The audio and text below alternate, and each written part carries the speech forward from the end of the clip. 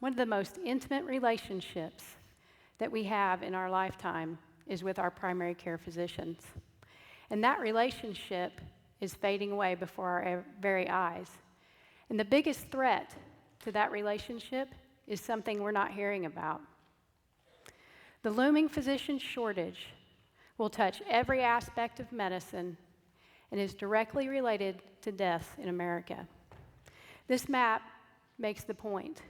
You can watch it tell the story. Where there are more physicians, there are fewer deaths. Where there are less physicians, there are more deaths.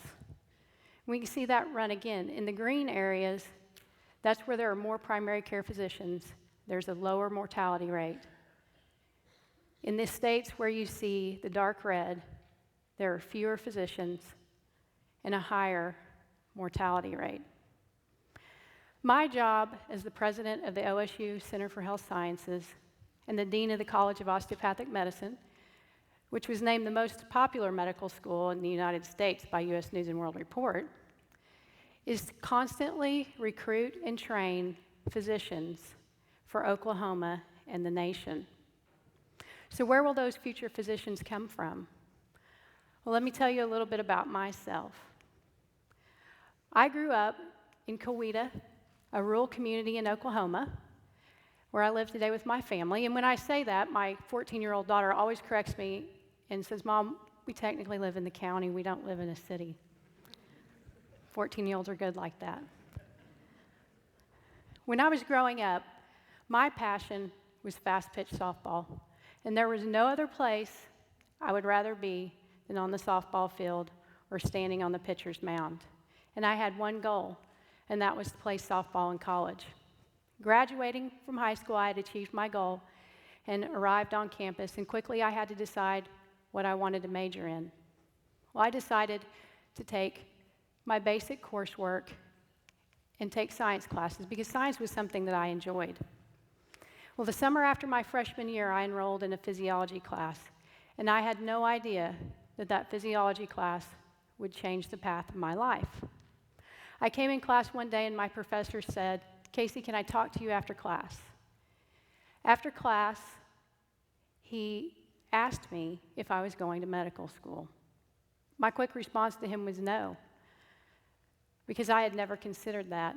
And rhetorically, he asked me why not, and he proceeded to tell me that everyone who was in the class this summer had already been accepted to medical school or was going to medical school, and I by far had the highest grade in his class. And he left me with this. He asked me to go visit a medical school, go talk to a doctor, and then decide if medicine was for me. Well, that why not was something that I pondered a lot throughout my career. And there's the picture. Let's laugh, because it makes me want to laugh. So it was something that I've pondered throughout my career. And my parents are not college graduates. I have no doctors in my family. My parents were very encouraging and always told me I could do anything I wanted to do as long as I was willing to work hard to achieve it. But I had no exposure to medicine. And it wasn't until my professor told me I could that it became a part of the realm of reality of what I perceived I could do. So I know that there are students out there in rural Oklahoma like me who need to hear that they can before they'll consider medicine. So today, my passion is medicine. And I put down my softball glove, and I picked up a stethoscope, and my mission is to provide medicine to those who are in need. Now, we're living in a historically time in the United States as it relates to medicine. Healthcare reform is not something we're talking about anymore. It is on us. But hear me out. Healthcare reform will not solve all of our problems in the United States with our healthcare system. Expanding access to insurance alone will not solve our problems. We have a looming physician crisis that has yet to be addressed. The American College of Physicians in 2006 developed a white paper, and that white paper was a warning. It said primary care physicians, the backbone of our healthcare delivery system, was on the verge of collapse. That was in 2006, 7 years ago. Today, healthcare reform does not address strengthening and growing our primary care workforce. The United Health Foundation reports annually on healthcare outcomes by state. In their latest report, they stated urgent attention must be paid to states in the central part of the country, residents of inner cities, and rural areas where there are disparities in access to care. The United Health Foundation knows that primary care physicians improve outcomes, reduce deaths, and lower the cost of health care. Oklahoma ranks 49th in the United States for the number of primary care physicians per capita. Every county in Oklahoma, with the exceptions of the ones you see in gray, are considered health shortage areas by the federal government. So I like to say that the healthcare environment in Oklahoma is like a perfect storm. We have a physician shortage, and we have an aging physician population. 1 in every 4 Oklahoma physicians is over the age of 60, nearing retirement. At the same time, baby boomers are reaching Medicare eligibility. Healthcare reform is giving more access through insurance, which is not a bad thing. But where will we get the providers to care for those people?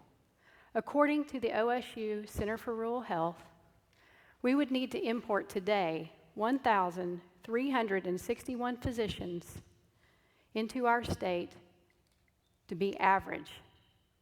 Not to be the best, but just to be average.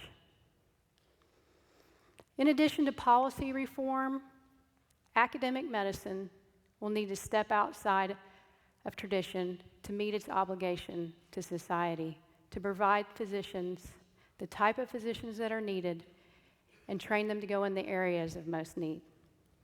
There are 4 factors that we know that predict where physicians will practice mid-career. The first is where they grew up. The second is where they did their undergraduate training. The third is if their medical school has an emphasis on primary care and rural health. And the fourth is where they do their residency training program. Those 4 pieces are what we consider to be the physician pipeline. That's how we take someone from high school and put them out in an area practicing medicine. So along with our colleagues from Kentucky and Alabama and Missouri, OSU is stepping outside the norm to create relationships to help us fulfill this mission. Unique to OSU is its relationship with future Farmers of America chapters across the state, which I like to think of them as future Doctors of America. Our relationship with them is important because we know that the most influential factor in getting someone to go practice in rural Oklahoma is if they grew up in rural Oklahoma. And our relationship with them is simple. We tell them about medicine, we ask them to think about becoming a doctor, and we invite them to visit the medical school. Exposing students to physicians and medical students are very important early on, so we get them on a pathway and they begin thinking about going into medicine, and it becomes a part of their reality. We're partnering with state universities and regional universities across the state to develop an early admissions program that allows sophomores in college to apply to medical school. If they're accepted after they complete their junior year, they will come to the medical school, and once they've completed their first year of medical school, they will receive their bachelor's degree. This is very important because it allows us to recruit for the brightest students and decrease the amount of time in training by 1 year, which, as we have an aging physician population, is important. At OSU, we have a pathway in our curriculum for rural health, and this pathway allows students to learn about the unique aspects of providing health care in rural and underserved areas. It allows them to do the majority of their training in rural community clinics and in rural hospitals. This is intended to nurture their desire to go back to rural Oklahoma and decrease the amount of time that they spend training in a metropolitan area. The fourth piece, and not the last piece, is rural residency programs. Governor Fallon and the Oklahoma legislature signed a bill 2 years ago, the rural residency bill, that allows rural hospitals to partner with medical schools to develop residency programs in parts of the state where there's the greatest need for physicians. This is important because physicians will stay usually within a 100-mile radius of where they did their residency training. So it is vital for us to have residency programs across the state. We're having great success with our physician pipeline. At OSU, 80% of our graduates stay in Oklahoma to practice medicine. Sadly, for the first time in the United States, our children are not predicted to live as long as we are. The only measure that has a positive and consistent impact on premature or early mortality rates is access to primary care physicians. Our mission at OSU is to provide primary care physicians for rural and underserved populations. Oklahoma is the state, but it is the families and the people of Oklahoma that we serve. Families like mine, families like yours, they're the reason that we must increase awareness, continue to advocate for policy changes, and take action so that our children will have a brighter, healthier future than we have. It's what is expected, and it's what they deserve. Thank you.